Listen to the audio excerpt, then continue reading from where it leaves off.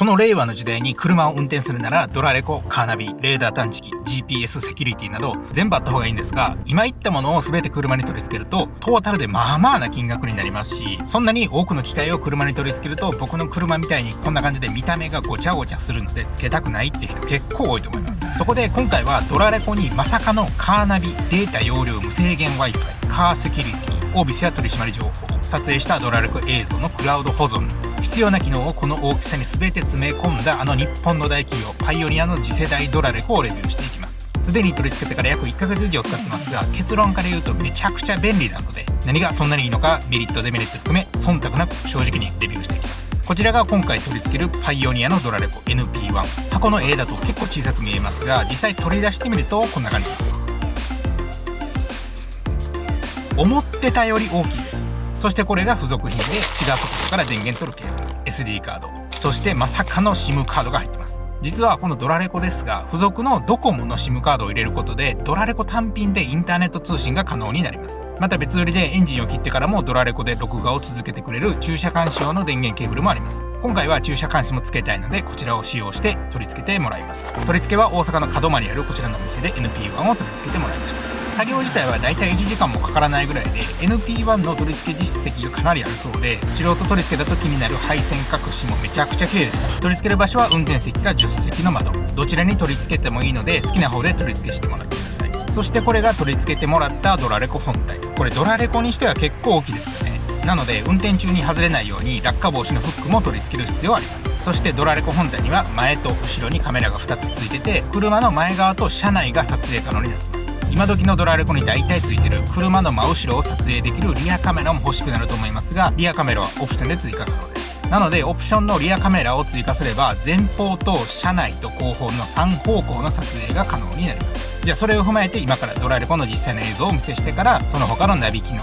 遠隔セキュリティ機能などを実際にどんな感じなのかをお見せします。まずはこちらが昼間のドラレコ映像。見た感じどうでしょうか。最近では 4K 画質のドラレコとか増えてるので、それと比べるとちょっと画質はそこまでいいとは言えないですね。ある程度前の車に近づかないとナンバーの情報全部は見えないです。そしてこれが夜のドラレコ映像。昼間に比べると画質はさらに落ちた感じがしますね。ちょっと画質が最新の超高画質ドラレコと比べると正直残念なところなんですが、それ以上に便利すぎるので後ほど詳しく解説します。そしてこれが車内側のカメラ。運転席側か助手席側のどっちにドラレコをつけるかにもよりますが、横と後ろが見えるようになる広角カメラ仕様ですね。この状態でも後ろは見えますが、当て逃げされた時とかナンバーの情報が絶対に欲しくなるので、リアガラスに貼り付けるオプションのリアカメラは追加した方がもっとはっきりと車の真後ろを撮影できるようになるので、オプションのリアカメラは追加した方がいいと思います。そしてこの NP1 の便利なところなんですが、先ほど車内を撮影してましたよね。これ盗難された時とか車上荒らしにあった時に大活躍します。動画の冒頭でセキュリティ機能があると言ったと思いますが、駐車中に衝撃を感知すると自動的に録画が始まって、もし知らん人が車に入ってきたらこんな感じでがっつりと撮影されます。夜で車内が暗くても暗視カメラみたいな感じで普通に顔とか撮影できる仕様になってます。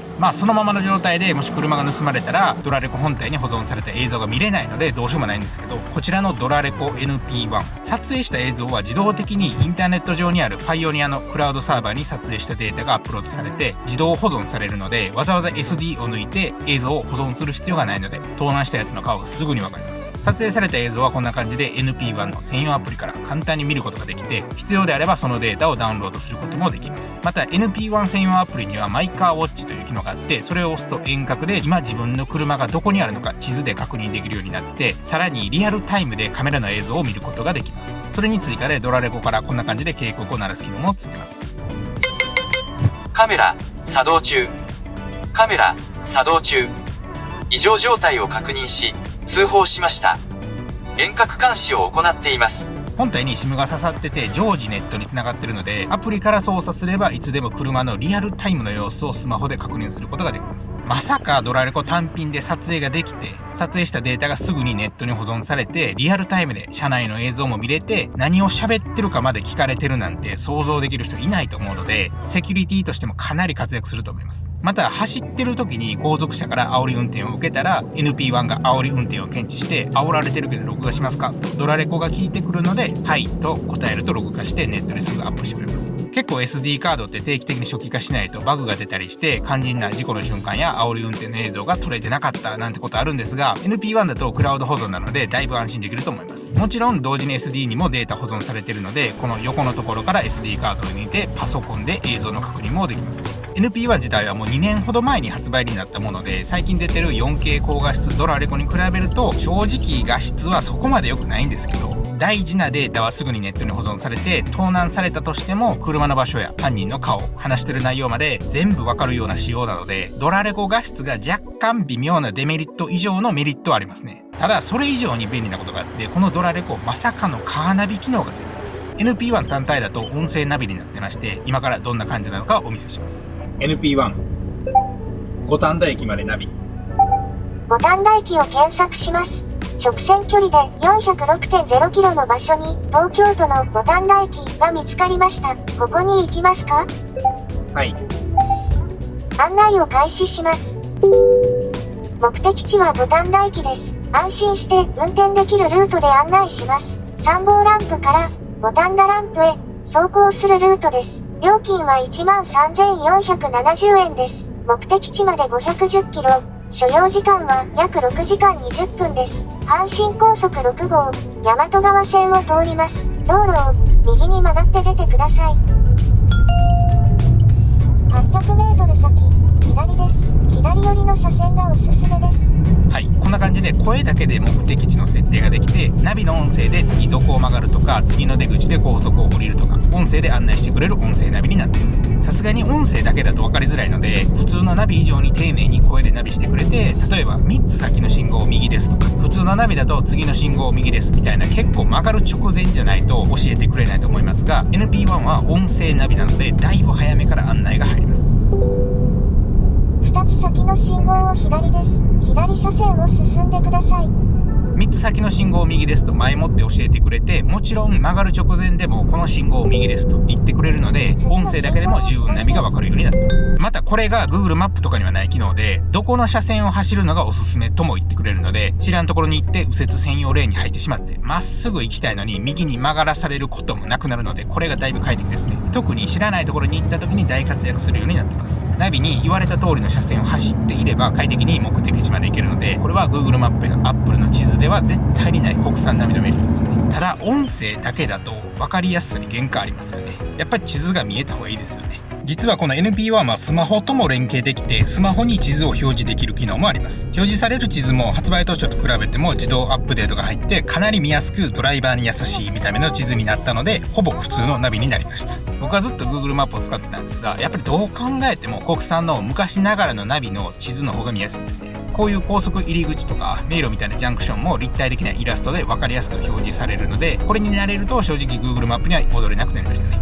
スマホに地図が出るようになったので、完全にナビの上位互換になった気がします。もちろんベースは音声ナビなので、いつでも声で簡単に目的地設定ができるので、普段住んでる地域で運転してて、あそこのコーナーにこっからどうやって行ったらいいかわからんことたまにあるじゃないですか。そういうちょっとわからんって時も声でここに行きたいというと NP1 が聞き取ってナビしてくれるのがほんと楽すぎますね。普通のナビだと安全のため止まってないと操作できないですが、これはハンズフリーで喋るだけで操作できるので、運転中でも目的地の設定できるので、これがほんまに便利です。ちなみに声で検索じゃなく、こんな感じでアプリを使って目的地設定することもできます。例えば旅行の前日にアプリでルートの予約しておけば、車に乗ったらすぐに設定した道順でナビが始まるので、好きな方を使ってもらったらと思います。1ヶ月使ってみて思ったことなんですが、電車の駅とか有名すぎる枚方パークとか昔からあるような施設は音声検索で引っかかるんですが、最近新しくできた焼肉キングのようなお店はまだナビに情報反映されてなくて、お探しの場所は見つかりませんでしたと言われることもたまにあります。その場合はそこのお店の住所をコピペして NP1 アプリで入力すると目的地の設定ができますね。SIM が入ってて常にネットに繋がってるおかげで、地図更新などのアップデートも自動的に入るので、今は無理だとしても少ししたら反映されてると思います。なので音声検索で出てこなかったらアプリから目的地の入力してください。あとはディーラーで売ってるような昔からあるナビが高すぎるので、最近コスパ最強で人気になってきてるディスプレイオーディオをつけてる人増えてきてると思いますが、こちらの NP1 またアップデート入りまして、ディスプレイオーディオにも対応になり、接続するとこんな感じになります。はい、もうこれ普通のナビですよね。これ見るともう無駄に高い10万円ぐらいする高いナビ買わんでいいかなと思います。声で目的地設定すれば自動的に大画面モニターにルートが表示されるので、普通の昔からあるナビと一緒です。さらに高速を走る時に気になるオービスや取締り情報、盗難が多い地域などに入ると音声でお知らせしてくれたり、明日の天気を教えてくれたりと、インターネットで繋がっているおかげで常に最新の情報を教えてくれます。普通のナビと比べても使える機能多いし、音声認識の精度も高いので普通のナビよりも使い勝手いいです。外車とかマツダ車みたいな専門のナビしか使えない人でも Android Auto とか Apple CarPlay に対応してれば、普通なら絶対に使えないパイオニアのナビが使えるようになります。これが結構メリットかなと思います。意外とベンツとか外車の純正ナビが微妙で、純正ナビを使わずにスマホのナビ使ってる人多いと思うので、これ使えば国産の昔ながらのナビが使えるようになります。 NP1 というとドラレコが反応するので、その状態で目的地を言うだけで設定終わるのでめっちゃ簡単です。ちなみに Apple の地図だと出ない目的地までの高速料金がいくらかかるかまで出ます。複数の行き方を教えてくれて、料金と所要時間まで全て出るので、普通のカーナビと同じですね。またカーナビ機能で面白い機能もあって、観光案内をしてくれる機能もついています。この辺りにルルブがおすすめする大阪市のスポットビストロいただきますがあります。肉、魚、野菜、酒の専門店4店舗がコラボした店。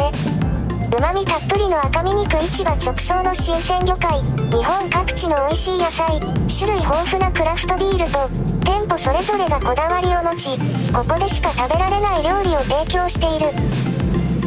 こんな感じで、この辺に何があるか電車のアナウンスみたいな感じで教えてくれます。これ不要な方は設定でオフにすれば黙ってくれるんですが、意外と電車乗ってる時のアナウンスみたいで運転中に知らない情報を知れるので、僕は結構お気に入りの機能です。特に旅行に行った時に便利だなと思いましたね。ちなみにドラレコの喋る声もこんな感じでアプリから簡単に変更できるので、好きな喋り方に設定変えることもできます。また追加オプションになりますが、 NP1 自体を Wi-Fi スポットにできて、本体から Wi-Fi を飛ばせるようになるので、お手持ちのスマホを NP1 の Wi-Fi に接続するとデータ通信が使い放題になるので、スマホやディスプレイオーディオを使っている方だと気になる自分のスマホの通信データ使いすぎ問題もなくなります。データ通信無制限プランは楽天モバイルで月額3000円することを考えると、まあまあオプション料金高くなると普通はそう思うじゃないですか。こちらのデータ無限オプション、使い方に合わせて1日だけ使うとか1ヶ月だけ使うとかもできますし、年間で使うなら月1100円払うだけでドコモ回線でデータ通信が無限に使えます。多分どこ見てもこのレベルの安さでデータ通信無制限はないので、これはかなり安いと思います。車通勤する人とかほぼ毎日車に乗る人なら1年契約でも余裕で元取れると思います。土日だけ車に乗るぐらいならこのオプションはいらないと思うので、普段使ってる回線をアハモか楽天モバイルにするとコスパ最強なんで乗り換えおすすめします。さらにネットに関連する機能で言うと Amazon の Alexa にも対応してて、 NP1 自体が Alexa のデバイスになって音声認識してくれるようになります。